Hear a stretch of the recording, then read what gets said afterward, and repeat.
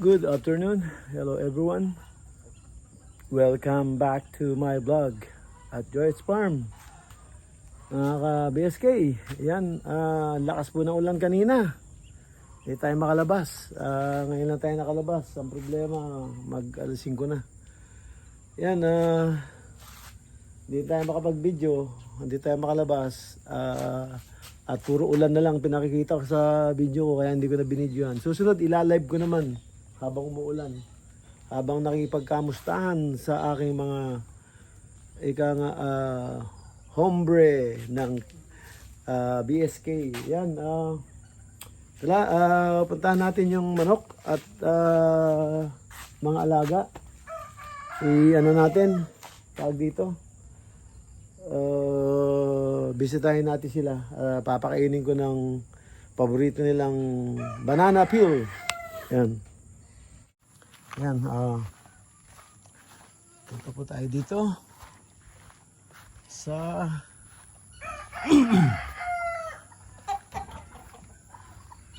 punta tayo dito sa mga manok. Yung paborito nila. Madaling lumabas itong mga ito eh. Yan o, ready na sa mga baso. Ayan, tinagilid na niya yung ano.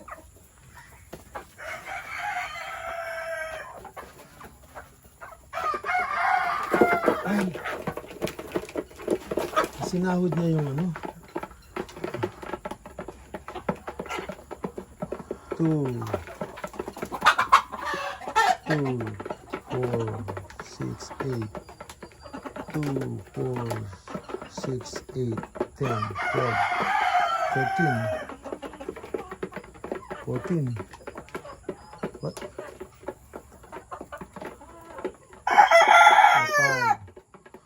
10 14.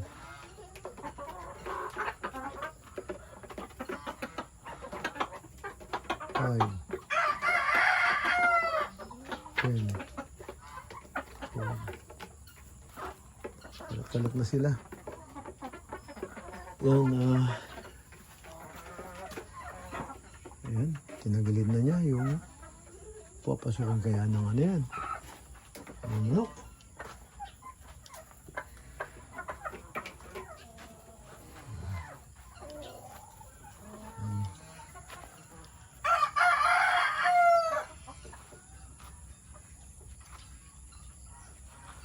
Ayos na. Incubator, di ka na nagagawa. Dami kontrado. Ay, ako.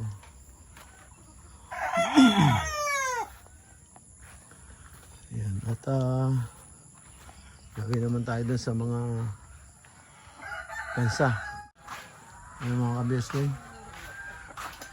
Ayan itong hindi pa ba nangingiklog to? O wala, naka-ano yun.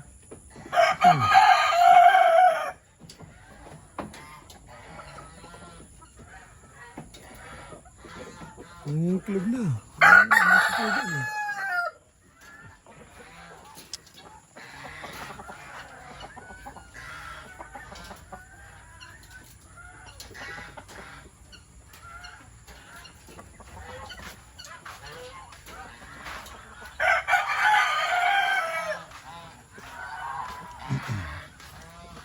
Ito yung ano,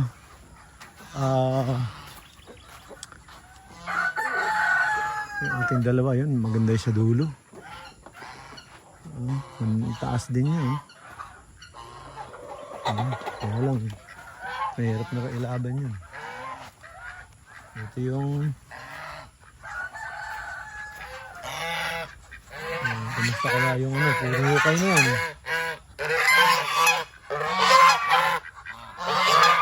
Ayan ang gansa oh.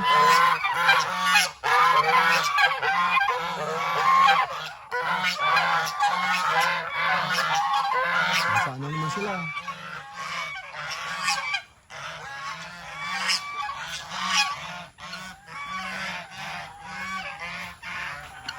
Yung mga bibi, pinahi niya.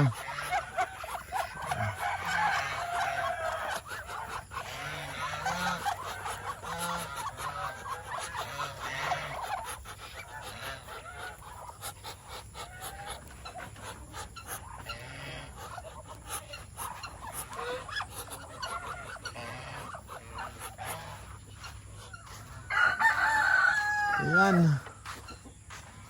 Ayan na ang ating mga bibi. Gansa. Ayan yung buhangin. Oh, nag-ano na. Nadideform na. Ayun ako. Alam mo. Ito ulam na to. Ayaw tumigil.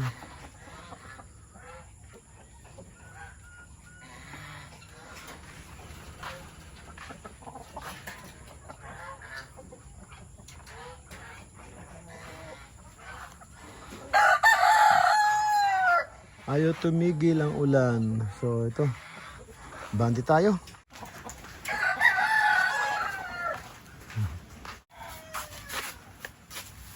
Ayan mga BSK, medyo hapon na, padilim na. Kaya ito, papakainin niya ng hapon yung mga alaga. So kahit na konti lang sa hapon, kasi para pagkatulog sila, meron laman yung tiyan nila para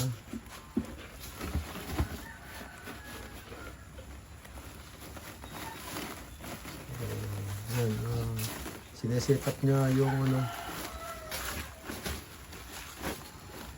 paghahalo-haluin niya. Tapos meron pang kanin doon, huwag mong kalimutan. Oo. Sa tabi. Bisbisan mo yung ano, yung manok kahapon na yan. Unahin mo na yung manok. Okay. Mga bibi kahit na ano, pakainin mo na yung manok. Oo. Ay, sa manok. Yun. Kaya nga, pakainin mo na. Bago mo gawin yung sa bibi. Kaya dilim na oh. Pag dumilim na, lilipat na sa taas yan. Madali ko ng mga huli yun. Hindi ko yun mamaya. Ito na lahat pa. Paano? Wala na kalahating tsako. Ingat ka magbunot dito na. Meron ako mga pinsip na mga buto ng ano, kamatis baka sakali tumubo. Oo. Pati sili, handyan. Ito ang gagawin natin to. Ibay natin yung setup niyan. Gagawin dyan sa may bakod na yan. Lilinisin natin yan. Magtatanim tayo dyan ng ano.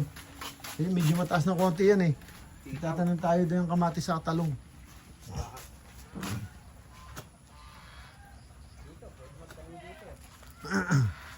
Ha? Huwag dyan, daanan yan eh. Daanan dyan, tatamnan mo.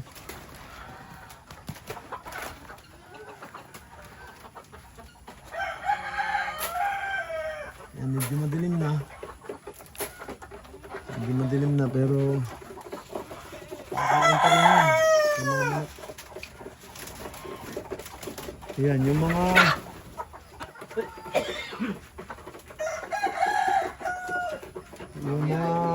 ano, pugad, tinagilid niya. Tinagilid mo yan, humahapon sila dyan. Mahapon sila dyan. Hulihin mo na yung walang buntot, no? Yung lalaki walang buntot, hulihin mo na. Mamamatay din dyan. Ilagay mo na sa kulungan. Tapos sa Pasko, katayin na lang natin. Kasi hindi natin ba mabenta yan eh. So So, ilagay mo lang sa kulungan dito. Tabi ng puti. Mamaya, pa-flashlight. Tapos, siguraduhin mo may tubig sa pagkain, no? Huwag mo alisin yung tubig nila. Pa-flashlight ko na lang. So, huli mo yun. Lagay mo sa kulungan. Kaya kaysa mamatay. So, pagdating ng Pasko, baka may bisita tayo o kahit wala. Para meron tayong adobo. Tapos sa New Year, yung malalaki, ay maliliit na doon, bibi. Na hindi nalalaki yung mga yun eh. Pamparami lang ng kain ng peach yun. So kakatayin din natin sa New Year, baka pumunta sila rito, may pumunta rito. At least may ulam tayo. Katayin natin, ikaldereta natin. Yung mga maliliit. Yung maliliit na bansot na bibi. Ano yun? Ayan, parang humahapon sila. Tingnan mo kung humahapon. Pag humahapon, lalagyan mo ng net sa ibabaw ngayon. Para hindi sila makahapon doon.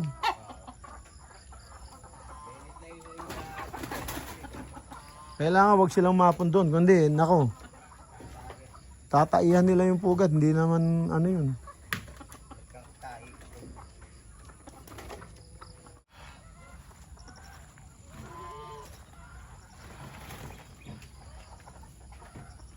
Naghahaponan na yung mga manok.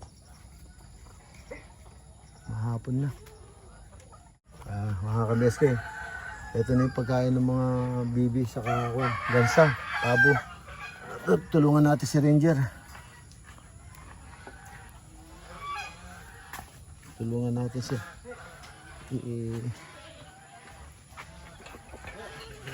Gabi na eh. Hindi nagtitingin ng oras eh. Sabi ko, magpakain alas 4 or 30 para alas 5 tapos na siya.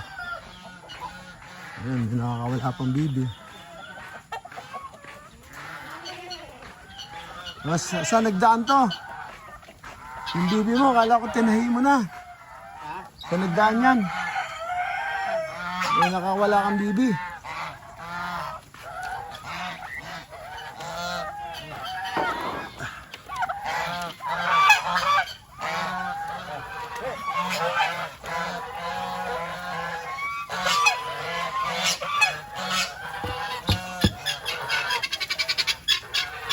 Yung ikak, nakakain na yan. May kahalo. Basta may darak na kasama, nakabasa. Ano yan? Kumbaga, walang limit. Walang pantakal mo. Hindi, tabo yan dito.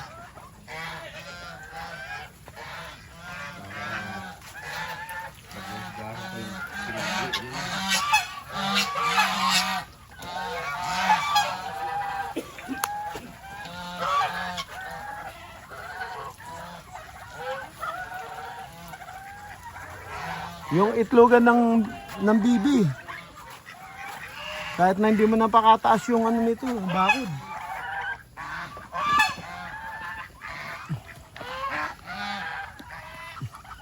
Check mo ba yung naglilimlim? At ito. Check mo lagi kasi baka mapisa na yung sa bibi. Yung sa gansa, hindi pa mapipisa yun. Ba't nakawala isang bibi mo? Ayun. Lumilipad yan. Diyan yung galing. Saan paano nakalabas? Diyan pa rin. Hala, nilagyan mo na ng Tumatampa. Yung paa ginagamit. Hindi pakpak. Sinasabayan ng ginaganon yung net, tapos lalabas siya. Yung pakpak niya kinakampay habang maakyat. Oo. Pero yung ginawa ko, hindi niya magagawa yun. Di ba? Lalabas talaga siya. Hindi nga, yung ginawa kong net, hindi niya magagawa yun. Diyan siya lumalabas dito. Saan? Dito? Ilagay mo yung net ko.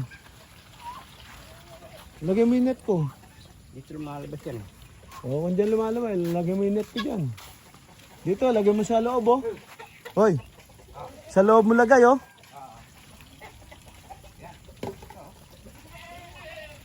Dito ba yan? Sa loob siya? Dito? Sige. Taboy mo.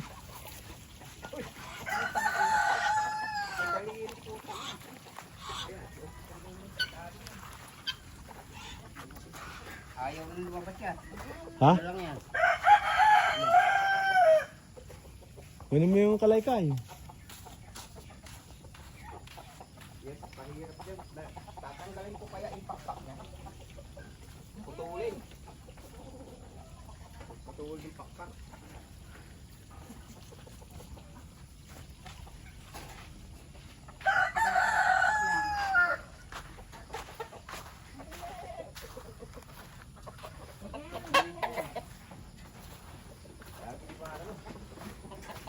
Ha? Yan.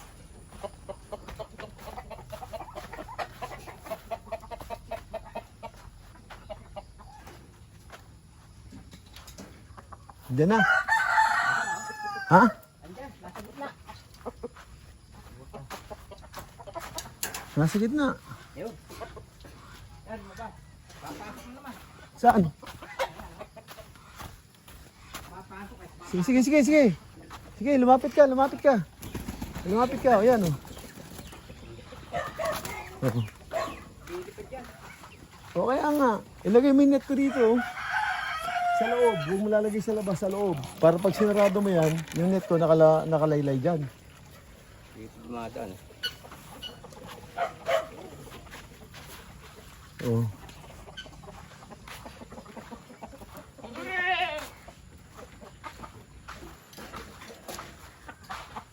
Saka ito, Jer, yung kambing, nilagay mo na naman yung bata rito. Nilagay mo na naman yung bata rito. Kung hindi mo pa mapinturahan, dapat pinturahan mo na ngayon para bukas mailagay mo na lahat yung takip. Yung bata na kambing, huwag mo lalagay dito. Yung dalawang babae dito. Tapos yung lalaki, papakawalan mo lang. Tapos ikulong mo permanent yung lalaki. Kulong mo doon, kahit saan doon sa likod. Yung dalawang babae dito. Ngayon, pag kakain sila, diyan mo lang lagay yung mga babae. Pagkatapos nilang kumain, buksan mo yung pinto para makakawala. Para makasama nung lalaki. Kaya kailangan natin mabuntis yung Wag mong ikukulong. Buntis na yata yan. Yung dalawa. Hindi. Oh, buntis na talaga. Pero asawahin pa yan eh. Buntis na yung yung walang sungay. Buntis na yung walang sungay kasi yung daddy niya lumalaki na. Pareho. So, Ano yan eh. Pareho. nakasta na nga nito eh. Yung pinakawalan ko, di ba? Sabi ko, ayaw mong pakawalan, pinakawalan ko, kinasta na niya na agad eh. Oh, ganadong-ganado yan kasi ilang buwan na naka-diet yan. Ngayon, wala na silang taba. Maganda na yung katawan nila. O yan, buntis agad. Pero nung alaga ni Jolar yan, alang yan, puno ng taba, hindi mo buntis-buntis. O ngayon basta't yung lalaki, ikulong mo doon, kahit ilan sa kulungan doon sa likod. Permanente mo ikulong yung lalaki. Kasi na yan hindi pwede siyang gumala-gala eh. Ang pakakawalan mo lang itong tatlo, sama sila. Ngayon, pag papakainin mo sila, ilagay mo sa kanya-kanyang kwarto. Yung dalawang kong babae dito. Kaya ko sinabing dito yung dalawang babae, sinasanay natin dito sila magkwarto. Dahil pagka nanganak sila, Etong isa, walang takip. ay hindi, ang dami nang gawa doon ah. Kaya nga, papipinturahan lang eh. Gawa na lahat ng takip. Gawa na lahat ng takip. 6 yung takip na gawa na. Isa lang ang nawawala yung bisagra. Oh. Ba, ihuhulog lang na ganun yan. Oo, isushoot mo lang yan. Napakadali. In-explain ko na sa'yo eh. Pinaka-simpleng ginawa ko. Kahit saan mo pagbalik-balik ta rin yan, papasok. Dahil may sukat yan. Sukat yan, uniform, pare-pareho ng sukat. Hindi katulad nung gumawa dati, hindi na umiikot, hindi na nabubuksan, ang hirap pa ilagay. Pero ayan, sukat yan, pare-pareho ng sukat yan. Kaya kahit pagpalit-palitin mo, malaki, maliit. Kasi, pero actually, yung maliliit na pintuan, dito sa dalawang pinto na to, sa malaki. Maliliit na pinto yun. So, kaya yung pinakamaliit doon na pinto, dito mo ilalagay. Lahat ng malaki doon. Susukatin mo kasi iba-iba ng size yung ginawa niya eh. So hindi ko na pwedeng i-renovate yan, hindi ko na pwedeng palitan pa. Malaking trabaho. So sinunod ko na lang kung ano yung butas niya. Ang sinukat ko na lang yung pintong gagawin ko para hindi mahirap ilagay. So ano na yan, kompleto na yan, wala nang problema dyan. Yun nga lang, sabi ko sa iyo, mapinturahan kasi kinakain na ng kalawang para tumagal. Yun, apat na yun. Pintura. Lahat, pati ito. Pipinturahan natin yung buong kulungan na to sa loob. Para gumanda, tumagal pa. Kasi yung ilalim, hindi na ako sigurado, natanggal na yung primer eh. So, hintayin ko na lang bumaksak. Pag bumaksak, doon na lang palitan yung sahig. Yung yung pinaka-bakal sa ilalim. Para hindi mahirap gawin. Baklas lahat. Kasi kung i-repair mo yan, susuot ka sa ilalim, magkakadumi-dumi ka, mahirap pa, hindi pa fit. Pero yan, pagka nasira yan, baklasin lang uli yung mga sahig. Palitan ng tubular, palitan ng kahoy, ilagay uli yung sahig. Para malinis, para matibay uli.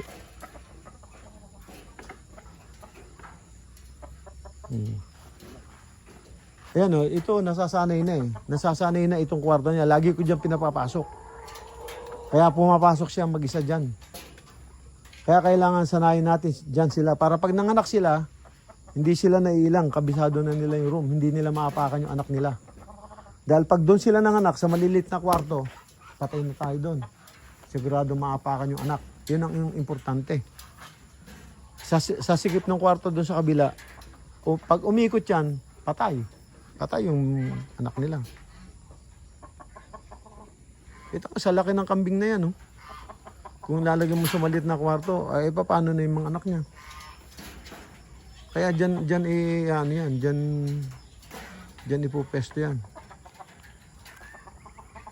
Basta yung lalaki, pagpanik dyan sa tanggal agad ng lubid, ng tali.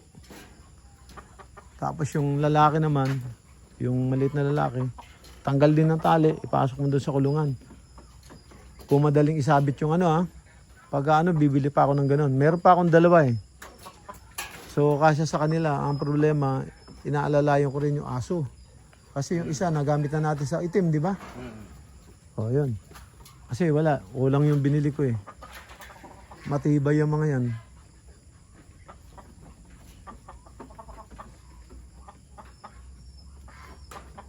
So, ayun, medyo na sila, timo, ang gaganda ng katawan nila. Hindi taba yan.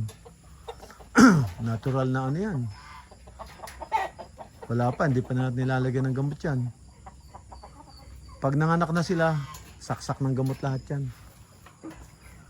Saksakan natin ng iron para bumalik yung dugo nila. Tapos vitamin B complex. Meron dyan eh, may mga gamot dyan eh, hindi naman ginamit eh. Hindi ko alam kung pwede pa yan, pero expired nun. Alam ko itong December eh. May expired na yun. Pero yung iron, kasi pagkabuntis ayaw kong saksakan kahit na iron eh. Saka B complex eh. Ayaw kong saksakan kasi baka masaktan, may stress, baka makunan. Kaya hinahayaan ko muna ng mga anak.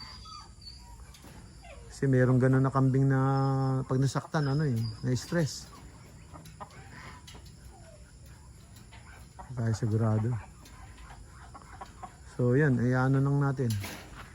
Kailangan mabuhay lahat ng anak nito. Pag nabuhay ang anak nito, kung mga anak niya ng Tigalawa, yan na.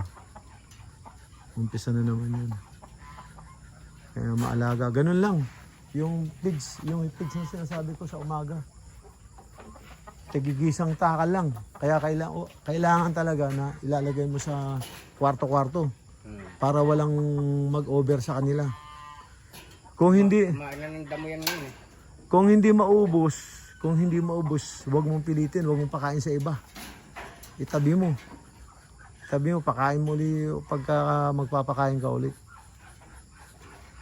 Kasi kung papakain mo sa kanya, o kahit kanino sa kanila, mag-over naman sila kung naubos na nila yung kanila. Ganun na naman, babalik na naman yung taba niyan. Malakas makapagpataba yun eh. Kaya nga hindi po pwedeng bigay mo sa umaga, bigay mo pa rin sa hapon. Magagawa lang natin yung ganun. Total, tigko konti naman, magagawa natin yung ganun pag umuulan. Wala silang damong makakain. Pero kung feeds tapos damo sa hapon,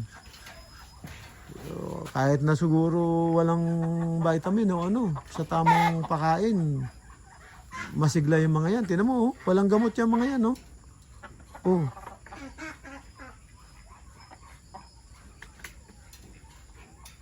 Yan lang, wag wag mo lang babaliin yung plano para maging healthy sila. Pag nag-overfeed ulit yan, mahirapan na naman ano. Dinayat ko yan, 3 months kong dinayat yan. Bago nawala yung taba nila sa tiyan. Pati yung lalaki, nakita mo, ang bilis. Ha? Sobrang laki ng tiyan niya. Ngayon, oh. Impis na yung katawan niya. Oh, saglit, nabuntis niya yung dalawa, oh. Di ba? Yan lang. Tara. Kung malimutang kayasin yung ano. So maglalagay ba ng ano, ng poste dun sa labasan? Saan? Ano ba yung saan daw magtatayo ng poste dun sa kinabit nila? Hindi na? Huwag lang natin lalagyan sa may bakod ng yung bakod doon. Mababa eh, mga 7 feet lang ang taas eh. Basta hindi maaabot, basta ando dun lang sa tabi ng bakod, hindi maaabot, okay lang yun. Ang importante, huwag tinatamaan ng sanga. Tapos kung sakali mo magbabaon ng kawayan, yung pinaghukayan mo, lagyan mo muna ng langis yung kawayan. May langis dyan, no? Use oil. Lagyan mo muna ng langis yung bago mo isaksak doon sa hukay. Para hindi mabulok agad yung kawayan, hindi pasukan ng anay. Yeah, mayroong langis dito. Ito, use oil to eh. Oo, pinagpalitan to ng water pump. Use oil yan. Hindi ko nakita eh. Ilaw. Yeah, use oil yan. Pag ibabaon mo yung kawayan, lagyan mo muna ng langis na yan. Bubuhusan ko yung kawayan. Oh, yung kawayan saka yung ilalim nung hukay. Para Ganyan lang naman yun eh. Oh, para maamoy nung hindi napupuntahan ng ano yan. Ng anay. A few moments later. Yan mga kabeskay, dito na po ako sa loob ng bahay. At end up na po ako dito sa aking simpleng video. Yan, walang ganong ganap ngayong araw dahil umulan hanggang hapon. So, yan. Kita-kita po tayo sa sunod na upload. Yan, maraming po salamat. Thank you for watching. Ingat po dyan. God bless. Bye-bye, bye-bye.